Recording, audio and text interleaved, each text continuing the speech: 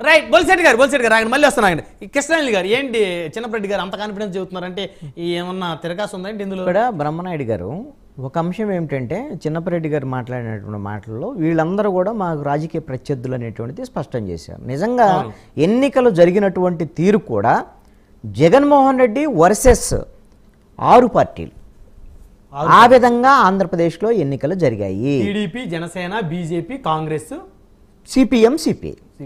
ఏది కాంగ్రెస్తో పొత్తులో ఉన్నటువంటి సిపిఎం, సిపిఐతో కలిపి వాళ్ళ కూటమి, అదేవిధంగా ఎన్డీఏ కూటమి 6 పార్టీలు వైఎస్ఆర్ కాంగ్రెస్ పార్టీకి వ్యతిరేకంగా ఆంధ్రప్రదేశ్లో పనిచేసి, ఎందుకంటే అధికార పక్షం కాబట్టి అధికార పక్షానికి వ్యతిరేకంగానే ఖచ్చితంగా పనిచేస్తారు. మీరు ఒక అంశాన్ని గమనిస్తే ఎన్నికల చివరి 15 రోజులు గమనిస్తే తెలుగుదేశం, జనసేన, బీజేపీ చేసినటువంటి విమర్శల కన్నా కూడా షర్మిల చేసినటువంటి విమర్శలు వైఎస్ఆర్ కాంగ్రెస్ పార్టీ మీద, జగన్మోహన్ రెడ్డి మీద తీవ్రంగా పనిచేశాయి.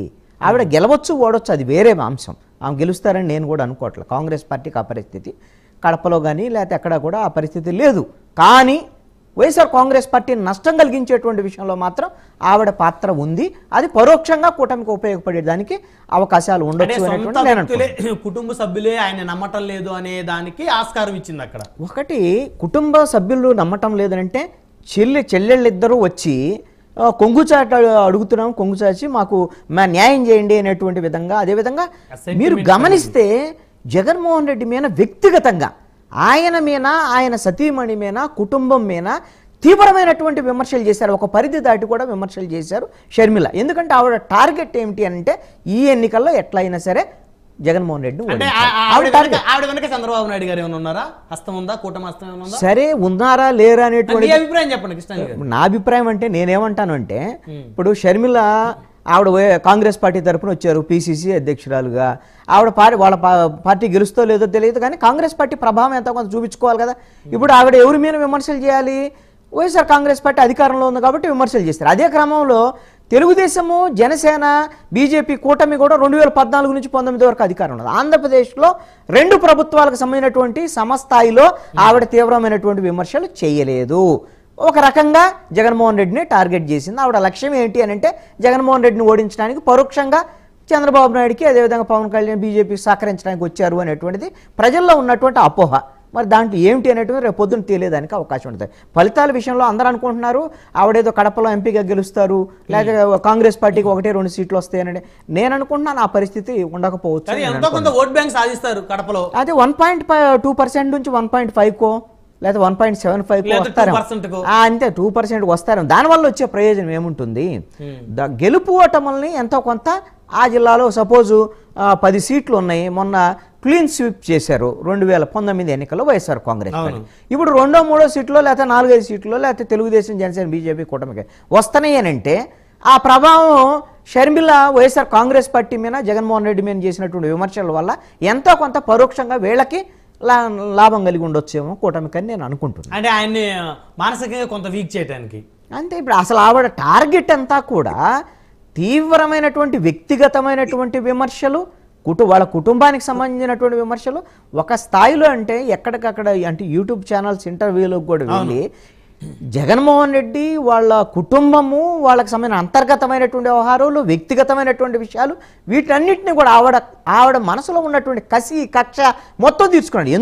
ఎందుకు ఉంది అని అంటే ఆవిడ బాధ అది. ఎందుకు అని అంటే ఆవిడకి మరి ఆస్తి పంచలేదనో లేదా రాజకీయ వాటాలు పంచలేదనో, వాళ్ళిద్దరి మధ్య ఏ సమస్యలు ఉన్నాయో తెలియదు, మరి ఆ గొడవలు ఏందో తెలియదు. ఇప్పుడు ఒకటండి ఆస్తికి సంబంధించినటువంటి తగాదాలు ఇంకొకటి ఉంటే వాళ్ళిద్దరు ఇంట్లో తెలుసుకోవచ్చు, కానీ రాజకీయంగా అది పెద్దగా ప్రజలు పట్టించుకునేటువంటి అవకాశం ఉండదు. సాక్షాత్తు రాజశేఖర రెడ్డి గారు సత్యమణి విజయలక్ష్మి గారు సైతం కూడా షర్మిల గారికి ఓటేయమని చెప్పేసి ఎన్నికలకి 4 రోజుల ముందు రిలీజ్ చేసిన వీడియో ఏ మేరకు ఇంపాక్ట్ చేసింది. ఎందుకంటే అదే రాజశేఖర రెడ్డి గారి వారసుడుగానే జగన్మోహన్ రెడ్డి గారు రాజకీయాల్లో వచ్చారు, రాజకీయాల్లో కొనసాగుతూ ఉన్నారు ఆయన వారసుడుగానే ఈ రోజుకి కూడా.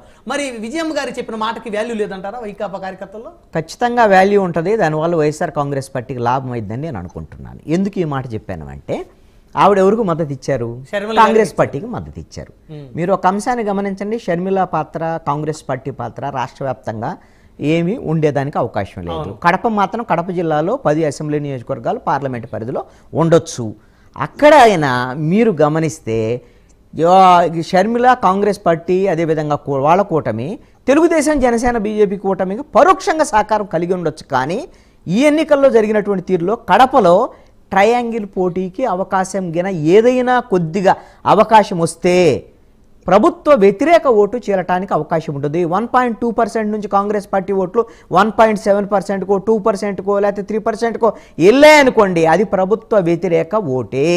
అదిగిన జగన్మోహన్ రెడ్డి మీద వ్యతిరేకంగా ఉంటే ఎవరికి వెళ్ళాలి? తెలుగుదేశం జనసేన బీజేపీ కూటమి ఎంపీ అభ్యర్థి అక్కడ 10 మంది ఎమ్మెల్యేలకు వెళ్ళిందనుకోండి, ఇంకా గెలవటానికి అవకాశాలు ఉంటుంది కదా వాళ్ళకి. షర్మిలకి వెళ్ళటం వల్ల గెలవటానికి అవకాశం లేదు. దానివల్ల పరోక్షంగా వైఎస్ఆర్ కాంగ్రెస్ పార్టీకి లాభం జరిగేటువంటి అవకాశం ఉండొచ్చు అని అనుకున్న ఆ ఉద్దేశంతోనే ఒకవేళ విజయమ్మ కూడా వ్యూహాత్మకంగా మరి ఆ విధమైనటువంటి స్టేట్మెంట్ ఇచ్చి ఉంటారని నేను అనుకుంటున్నా. ప్రతి అంశము విజయమ్మ ఎంతో కొంత రాజకీయ ఒక పరిపక్వత్వనే వ్యవహరిస్తూ వచ్చారు ఇప్పటి వరకు కూడా. అలాగని మొన్న షర్మిలకు మద్దతు ఇచ్చారు, కానీ జగన్మోహన్ రెడ్డికి ఓటు వేద్దని అని చెప్పారు. వైఎస్ఆర్ కాంగ్రెస్ పార్టీ ఓటు వేద్దని ఆవిడేం చెప్పలేదు. కడప పార్లమెంటుకు సంబంధించి తన కూతురుకు సంబంధించినటువంటి విషయంలో మాత్రం ఆవిడ మద్దతు ఇచ్చినటువంటి పరిస్థితి. ఆ మద్దతు వల్ల ఒక రకంగా తెలుగుదేశం జనసేన బీజేపీ కూటమికి ప్రభుత్వ వ్యతిరేక ఓటేజ్ ఏదైతే వచ్చేది ఉందో అది కాంగ్రెస్ పార్టీకి వెళ్ళేటువంటి విధంగా పరోక్షంగా విజయమ్మ స్టేట్మెంట్ వైఎస్ఆర్ కాంగ్రెస్ పార్టీకి ఉపయోగం అయ్యి ఉండొచ్చు అనేటువంటిది రేపు పొద్దున ఫలితాల తర్వాత తేలిద్దని నేను అనుకుంటున్నాను. నా అభిప్రాయం అయితే. సో మొత్తాన్ని మీ అభిప్రాయంలో కృష్ణాజీ గారు కూటమికి అధికారం వచ్చే అవకాశం ఉందంటారా? నేను చెప్పలేరండి. జ్యోతిష్యం చెప్పడానికి అయితే నేను జ్యోతిష్యుని కాదు, నేను సెఫాలజిస్ట్ని కాదు, నేను సర్వే చేయలేదు. ఇప్పుడు జనసేన తెలుగుదేశం బీజేపీ వాళ్ళు చాలా స్పష్టంగా మేము అధికారంలోకి వస్తామంటే చిన్నపరెడ్డి గారు ఎస్ మేము వస్తున్నాం, మేము ఆల్రెడీ ప్రమాణ స్వీకారానికి కూడా మేము రెడీ చేసుకున్నాం. 4 పార్టీల అధ్యక్షులు ఓడిపోతారంటారు. వినే వాళ్ళకి వినే వాళ్ళకనే ఆయన అందరూ ఓడిపోతారని చెప్తారు. 175కి 175 వస్తారని చెప్తారండి, అంతే కదా. అందరూ ఓడిపోతారు కదా, 4 ఇంకా 175 మంది ఓడిపోతుంటే వాళ్ళు చెప్పేదాని ప్రకారంగా మరి వాళ్ళ ఇష్టం అది.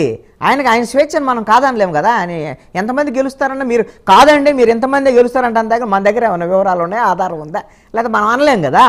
అందుకని ఎవరి ఆ ధీమా వాళ్ళది, అది కాన్ఫిడెన్సా ఓవర్ కాన్ఫిడెన్సా అది వాళ్ళ ఇష్టం అండి. రేపొద్దున ఫలితాల తర్వాత స్పష్టం.